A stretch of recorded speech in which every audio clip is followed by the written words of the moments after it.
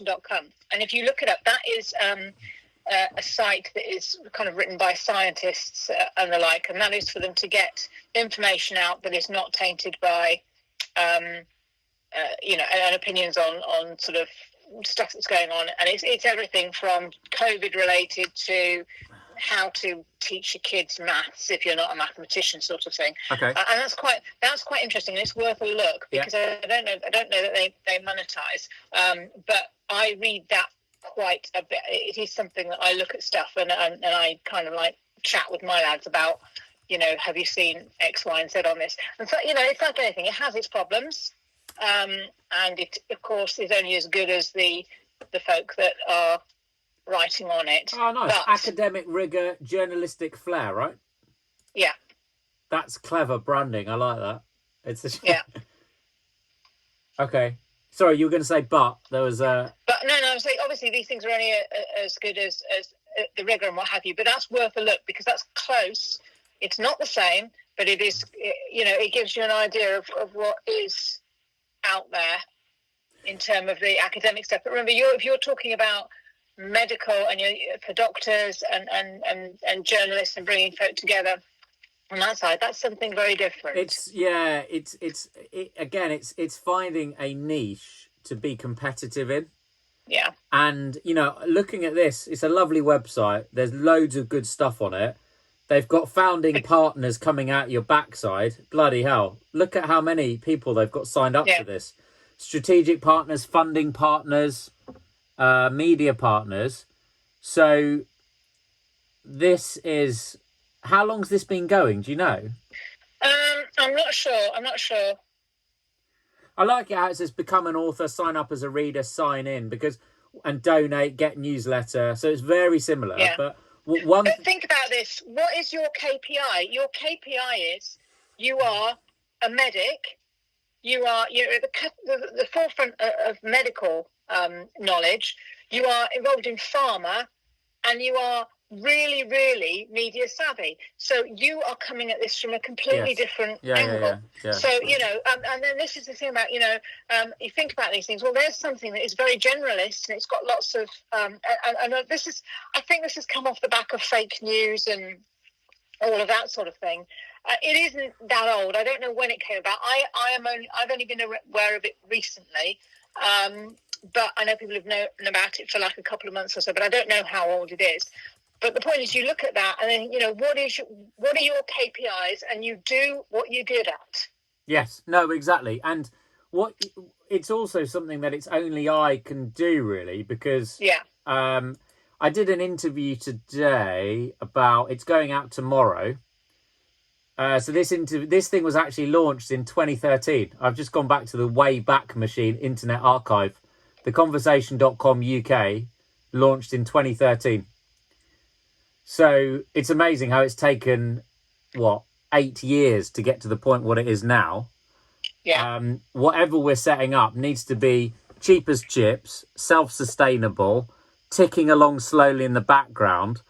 And it's just another opportunity to get people on board. Go on. Remember, that started off at a time when there was no pandemic. People were nowhere near as politically savvy. People were nowhere near as interested in a lot of science stuff, and they didn't have the time. All of those things have changed. The world has completely done a 360. Now, people are looking for validity in the news and the information that they're trying to find online. They're much more savvy about a lot of stuff, including politics, and they're much hungrier for really stuff that's going to help them. We're in a completely different world. Yeah. So you should not be thinking, well, that took 8 years to get to here, because the environment has changed, and you could move an awful lot more quickly. But if you look back at what they've done and when they did it and how they've developed, use them as a case study. Yeah. You can see where you can go faster, better, more efficiently, and with much more effect. 100%. And it's so true you say that, Anne, in the sense that the interesting thing with this is it's all written. There's no video content on this. And that is also something that we There is a bit of an angle for you on this in terms of corporate toxic culture as well, because I spoke to Lucy. Lucy Ettridge is a former director of comms at Lincoln County Hospital, who I spoke to before my Kay Burley interview. And I said to her what I was going to say, and she goes, yeah, look, we'll get a phone from NHS England bollocking us in the morning, but I'll tell him you're a junior doctor, you've got your own voice, and, you know, I don't work in China. So I spoke to her and I caught up with her on this, and she goes, Kish, I've got a year to leave my job because I'm going to be made, not redundant, but I'm going to be forced into a role which is horrific in terms of working for a primary care network. And she goes, I hate it. She says, what did she say? She goes, every single day she gets a phone call because the NHS is now under gold command. That's basically government controlled directly, because whoever works in the NHS, somebody will call up from NHS England now as a result of, if a doctor goes on the media and says the vaccine rollout is shambolic, they are massaging the message so much to within an inch of its life that NHS England phone her up and say, you need to shut down this doctor now. And she's one of the few that says, what the fuck do you want me to do about this? And she just tells it, she doesn't even bother saying that now. She just ignores it. But there are loads of people that will go off and absolutely tear a strip of somebody. And that's why I quite like the help at RSCN.info, because people can come to us in confidence. And then it looks like the private eye model as well, where you're getting whistleblowers and leaks. And that's very interesting, because I get loads of people doing that to me as an individual. But I don't really want to engage with people on that level. If I do it behind a company with a structure, with other people doing it, fine. So there's that. But then there's also the fact that, God, hold on, I lost it. Where was it? She said, she goes, however, two things. One, the Generation Z that are coming through now, they have grown up using these materials online, and they are not going to, they don't care. They're not going to turn somebody in a corporate job who's had a job for 20 years telling them, oh, you can't do that. They're not even going to listen. They're not even going to consider to ask. Because I can remember having chats with her 7 years ago saying, look, I truly believe I'm of the last generation that will come to you and ask you, can I do this? Because the kids that are coming under me will just go and do it. And she knows that. And she says that she's got some contacts of forward-thinking people in the NHS media comms environment, that this stuff can then be put forward as credible training. So we're not going to make it NHS related, because WhatMed is super NHS related, and NHS is also toxic in America because you've got too many vested interests and too many people that want to make a big buck out of healthcare. Whilst I don't want to do that, they're still a massive customer base for us. So we can't. That's why we're going to be talking about global healthcare systems. Sorry, go on. There are two things in that. You are absolutely right about, in the States, the States medical system is fractured anyway, and most of it it's all private, and you buy and sell what you need. It's exactly the same in the Netherlands. They have a different insurance model, but actually a lot of their clinics, for if you have to go and have your gastric tract or something looked at, you will go to a private outfit in the middle of an industrial estate, or if you have to have hand surgery, you go to a different one. When they've taken back in, that the Conservative government introduces sort of like you buy private service, the hospitals buy in services. They've taken that back now, and they've said it's not going to happen. In the States? That has caused... In the States? No, in the UK. Oh, okay. They have stopped that whole, I can't internal remember market the project name. Yeah, it's stopped. It's not going to happen anymore. Because they were giving, where doctors bought. Listen, they say that because it served the purpose. The internal market was basically to warm people up, get them used to the fact that they need to buy and sell in healthcare, make it more palatable in the NHS. But they're so far ahead of that plan now. The primary care networks are basically practices of 50,000 at a time that can then be lifted into insurance companies. So although they're reversing it, the damage is already done, and the ball is in motion and in train, and it's not stopping. My brother said something similar. He said that basically they're showing that the doctors who are ordering this stuff have not done a good job about it, and they've busted budgets and all of this sort of stuff. Yeah. And so the next phase will all be controlled centrally, and then there's not enough money to have these sensitive actions. But he reckons you won't even know that insurance companies own hospitals. But more interestingly, I agree. More interestingly, you know that there's this whole scandal around Chinese owning schools that they're buying schools. No. Yeah, apparently so. But they're also sniffing around hospitals. I mean, I think that from a China point of view, we've had a 10 years starting with Cameron and Osborne where we've been courting them and turning a blind eye to the absolutely horrific human rights abuses with the Uyghur Muslims. Myth. Sorry? It's the great myth. There is a market out there of so many billion. If we can trade out there, we will make a fortune. Nah, bullshit. Half of the people who are out there can't afford to feed themselves, let alone buy anything. And it doesn't exist. The market is so sewn up that, you can't go out there. You have to give up all of your intellectual property if you want to do business. If you're in manufacturing, like the likes of Rolls-Royce and what have you, you don't. If there's no free pass to do business with them, it's.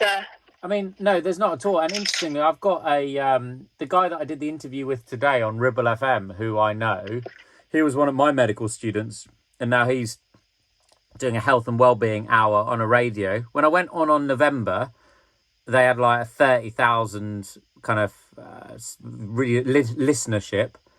And I did it because he's a mate. And it would be very easy for me to get snobby and think, oh, Sky has got millions. Why do I need Ribble FM? Far from it.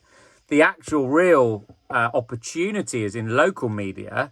And the fact that if I can go from, and I say, oh, look, I'm on Sky all the time, but then I'm still engaging on a local level, that's great. And he goes, oh, thanks very much. Because on the little run-in, he goes, I don't think, he said that I'm all over the media, blah, blah, blah, blah. And he goes, oh, you probably wouldn't, count Ribble FM on your credits. And I go, no, far from it.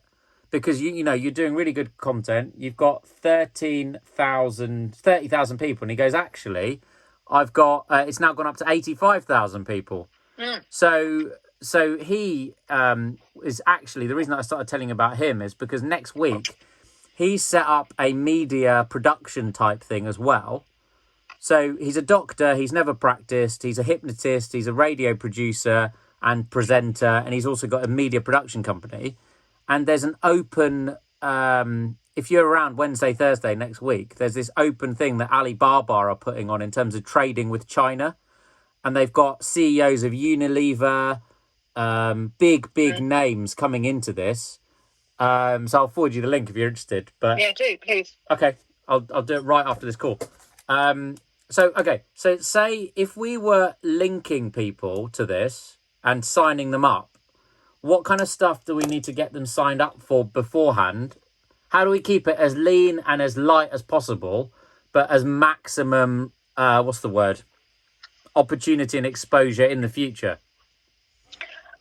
Okay, well, you'll be signing them up as individuals, so you've got to think about GDPR. There's no way you can get around that. Yeah.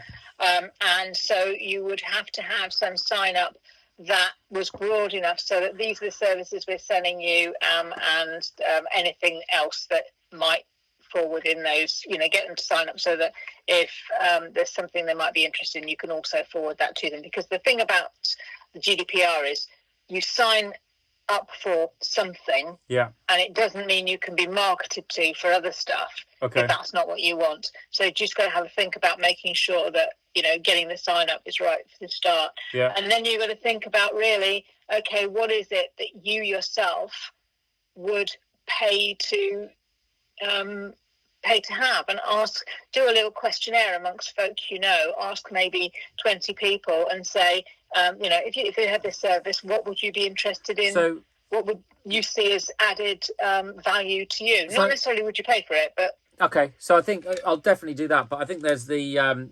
some of it is around training and teaching and mentoring, and you put on events, and that's fine. But I don't really see that as an immediate revenue generator, I think it's a good way to get, for instance, that lady who needs to leave the NHS. She wants to do a bit of coaching in the media. She wants to keep her hand in, and she wants to do exec coaching. I'm like, okay, yeah, fine. Like, if we can advertise your services and make introductions. And if people want to then pick up and buy stuff from you, that's fine. You give us a bit of time, make a bit of content. We'll use that to advertise you, and we'll link people in the future. Because certainly for the next year to 2 years, and really probably for as long as I'm with AstraZeneca, the beauty of this is if I'm not paid for any of this stuff, there's no conflict. And as long as I do it in my own time, and I've got you'll be pleased to know, it's currently in Dubai, but I've got a... America, I was going to stop it. You must have an American voice on your team. Okay. You will not... the medics and whoever, they are so xenophobic, and this is really not a joke. So you will need a mouthpiece, and that's somebody also you need to... it could be just someone you work with who happens to be American. Yeah. They will respond to that much better. What they will not respond to is Brits, going out there and trying to... What about like Anton Deck, James Corden, Simon Cowell? It is possible, but is that medic? Entertainment, comedians, all of that sort of thing. My brother wrote a phenomenal piece of medical software. It's a diagnostic tool. And it was really cracking, and people were really interested. And even though he's over there and he's married to an American and what have you, he couldn't shift it. So he went into partnership with a developer friend of his who is American, and it flew off. Okay. They just needed to have sat opposite them. That's a really useful steer. Does it have to be somebody who's native American, or does it have to be somebody who's gone there and is working in the system and maybe has a bit of an American accent? Well, as long as they've got American accents, as long as the people who are talking to them think they're American, that's fine. My brother's been there for 25, 30 years.